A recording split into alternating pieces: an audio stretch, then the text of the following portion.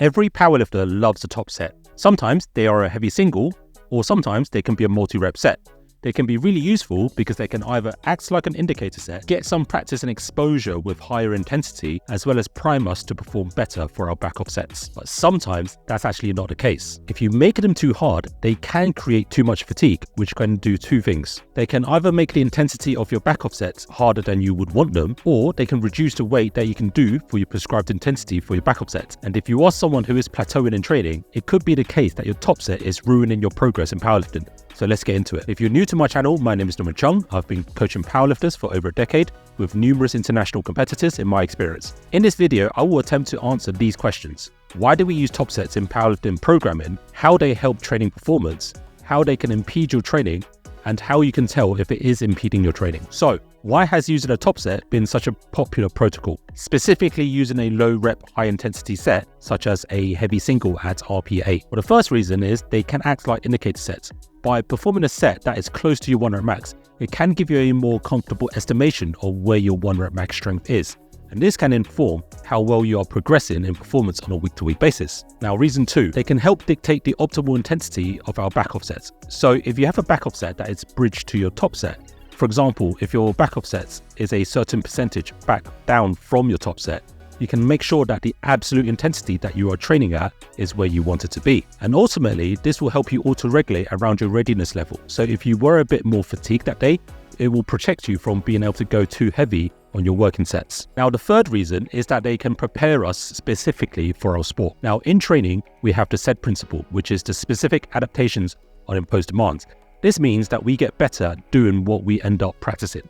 By performing high intensity sets, we practice mentally and physically coordinating ourselves and to physically execute heavy loads much better. And the fourth reason is that they can have a potentiating effect on the rest of our training. When you perform a heavy enough top set, especially at a load that is equivalent to 85 to 90% of your 1 rep max, you can increase short-term strength performance, which can benefit your training session. This potentiating effect is thought to be primarily due to neural factors and changes in muscle contractile properties such as increased motor unit recruitment, among other factors. This doesn't necessarily need to be a high percentage set. It can be done with low percentage sets, but done to a close enough proximity to failure, but no one really wants to do that. So here's the problem.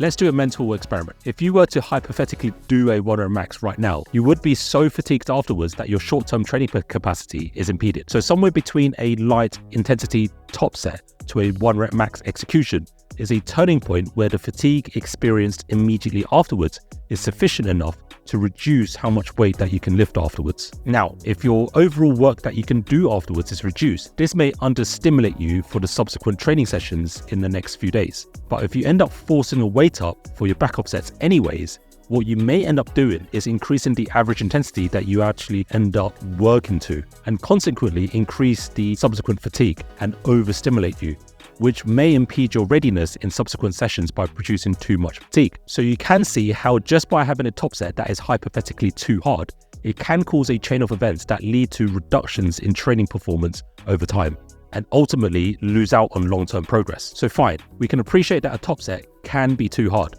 How do we know if it's impeding our back off sets performance?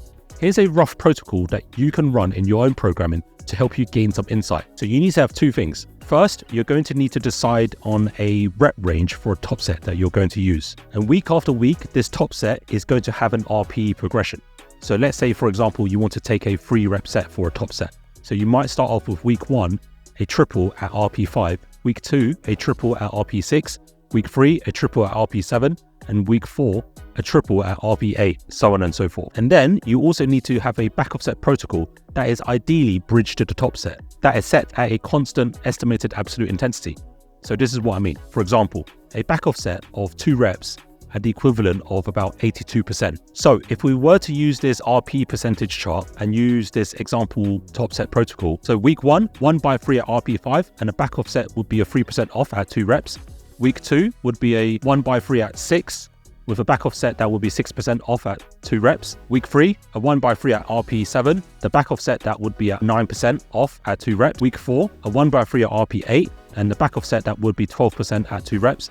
And the exact weight that you end up doing doesn't really matter too much. The thing that you really want to pay attention to is the estimated 1 rep max of the top set, and the estimated 1 rep max of the back offset. So what you then want to look at is the changes of your estimated 1 rep max from your back offset and how it's influenced by the top set. And so when you reach a protocol where there is a more apparent drop in estimated 1 rep max towards the first back offset, then you know that the top set is considerably fatiguing. And what you can then do is to take that into consideration for future programming protocols. Noticing what a lifter gets fatigued from will then help you program top sets a little bit more intelligently. Now, this doesn't necessarily mean that you should never give them exposure to that top set. It just means that if you are going to give someone that level of intensity, you may want to time it at the right week within a mesocycle. So I hope you found this small protocol useful. If you found this useful, please subscribe to my channel so I know you want more useful strategies for programming, and I will see you guys on the next one.